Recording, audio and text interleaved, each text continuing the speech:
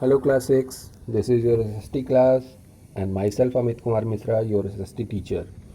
We are reading chapter number 5 The Vedic Age, जिसमें कि पिछले लेक्चर्स में हम लोगों ने जाना वैदिक एज कब से कब तक रहा है ना, आर्यंस कौन थे, साथ ही साथ वैदिक एज में जो लिटरेचर बना सृजन हुआ जिनका, जिसमें 4 वेद, पुराणास, ब्रह्मणास, अरण्यक, उपनिषद और रामायण और महाभारत के बारे में हम लोगों ने चर्चा की।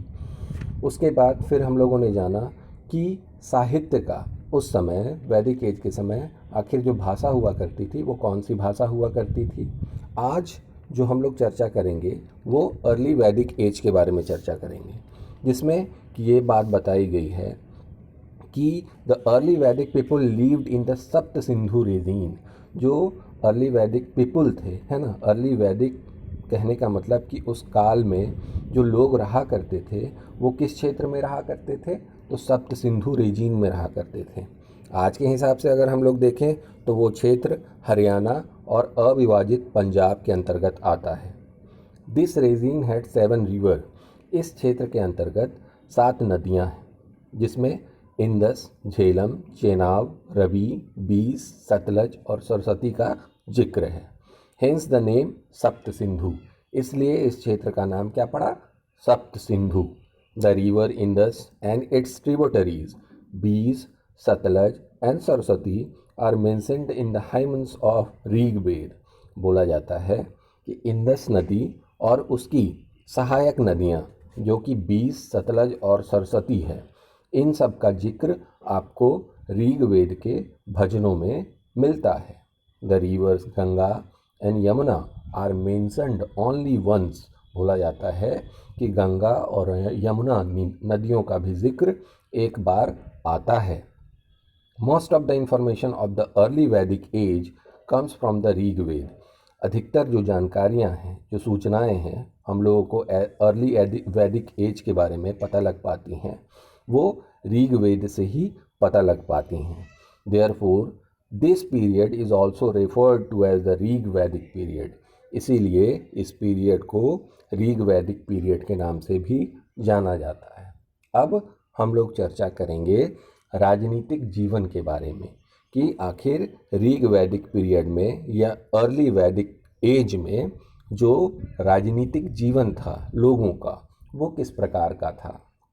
इसमें जो बात बताई गई है कि in the early Vedic period there were many kinds of people living in the subcontinent. अगर हम लोग देखें तो अर्ली वैदिक पीरियड में अलग अलग प्रकार के लोग सब कॉन्टिनेंट में रहा करते थे, जिनमें आपको hunter gatherers, forest dwellers, pastoralist और cattle herders, peasants and town people, है ना, जिनमें कि आपको जो शिकारी हुआ करते थे, है ना, वो थे।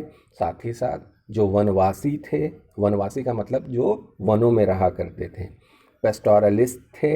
पेस्टोरलिस्ट और कैटल हर्डर्स उनको बोला जाता है जो चरवाहे होते हैं, है ना, जिनके पास की पशु होता है और पशु चराने का जो काम किया करते हैं। पीजेंट्स थे, साथ ही साथ टाउन पीपल थे। पीजेंट्स का मतलब किसान और टाउन पीपल का मतलब शहरी लोग। तो जो अलग अलग उस सब कॉन्टिनेंट में जो लोग रहा करते थे उनमें शिकारी, वनवासी, चरवाहे, किसान और शहरी लोग थे। The Aryans were pastoralist. बोला जाता है कि आर्य लोग जो थे वो कौन थे, पेस्टोरलिस्ट थे। उनका जो पेशा था वो क्या था, चरवाहे वाले पेशा था। And they are divided into tribes called jana और विस। और उन लोग जनजाति में डिवाइडेड थे जिसको कि जन और विस बोला जाता था। We can find references to the Bharat jana और विस, द पुरु जन, द यदु जन, इटीसी, है ना। हम लोगों को इसके साक्ष्य मिलते हैं, जैसा कि उनको बोला जाता था भारत जन या फिर विस और पुरुजन, यदुजन, इस तरह उन लोगों को अलग अलग जनजाति में वो लोग डिवाइडेड थे। These tribes fought battles for cattle, land and water. और ये जो जनजाति हुआ करती थी ये आपस में युद्ध लड़ा करते थे। किस चीज़ के लिए भाई, तो जानवरों के लिए, ज़मीन के लिए, पानी के लिए, है ना। जो बेसिकली युद्ध हुआ करते थे उन लोगों के बीच वो इन्हीं सभी चीज़ों के लिए हुआ करते थे। और तो और बताया जा रहा है कि horse driven chariots were used in battles, जो रथ हुआ करते थे जो कि घोड़ों के द्वारा खींचा जाता था, उनका प्रयोग बैटल्स में किया जाता था, युद्ध में उनका प्रयोग किया जाता था। There are many prayers in the Rigveda for cattle and horses, आपको बहुत सारी प्रार्थनाएं ऋग्वेद में मिल जाएंगी। किन लोगों के लिए? जानवरों और घोड़ों के लिए। वार्स कॉल गविस थी, है ना। Fought for the possession of cattle and grazing grounds were common, ऐसा युद्ध गविस्ती बोला जाता था। वो बेसिकली लड़ा जाता था जानवरों के लिए और उन ज़मीन के लिए जिन पे कि जानवर चारा खाया करते थे। Most of the main took part in the battles, बोला जाता है कि अधिकतर लोग इस लड़ाई में शामिल हुआ करते थे। आफ्टर द बैटल, है ना, और बैटल के बाद, युद्ध के बाद, द बूटी was divided in between the main, जो लूट की संपत्ति हुआ करती थी वो लोगों में आपस में बांट दी जाती थी। Some of the wealth was taken by the leaders, उनमें से कुछ जो संपत्ति हुआ करती थी वो नेताओं द्वारा ले ली जाती थी। सम गिवन टू द प्रिस्ट, कुछ जो पादरियों को या फिर पंडितों को दे दी जाती थी। और rest divided among the people, और बाद बाकी जो बचता था संपत्ति उसको लोग आपस में बांट लिया करते थे।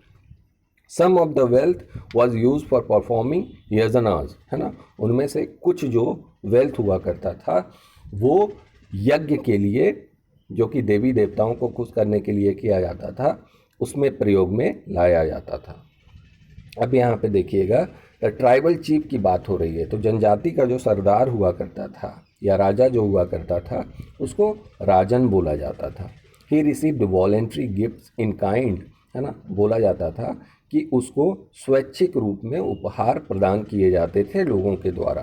ही did not take any tax but had a larger share when riches were divided, बोला जाता है कि जो राजन हुआ करता था वो अलग से किसी प्रकार का टैक्स नहीं लिया करता था, लेकिन जब अमीरों में विभाजन हुआ करता था, बंटवारा हुआ करता था, तो उसमें से जो ज़्यादा शेयर हुआ करता था, ज़्यादा लाभ हुआ करता था, वो राजन को दिया जाता था।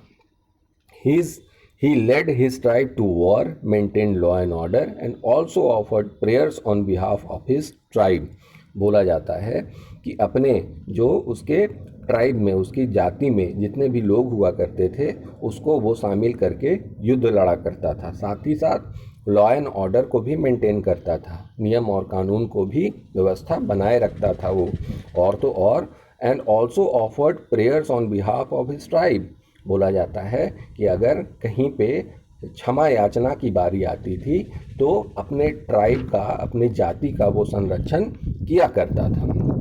He was assisted by various officials, बोला जाता है कि उसको बहुत जो ऑफिशियल पदाधिकारी हुआ करते थे, जैसे पुरोहित, जैसे सेनानी जो कि कमांडर इन चीफ हुआ करते थे, जैसे ग्रामीणी, है ना, जो कि विलेज हेडमैन हुआ करते थे, उनके द्वारा सलाह दिया जाता था।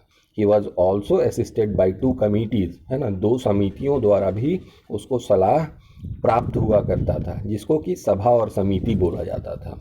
The samiti consisted of the entire tribe where everybody could express their opinion, बोला जाता है समिति के अंतर्गत जाति जनजाति के वो सारे लोग हुआ करते थे जो कि अपनी राय को पेश किया करते थे, अपनी राय को खुले रूप में बताया करते थे।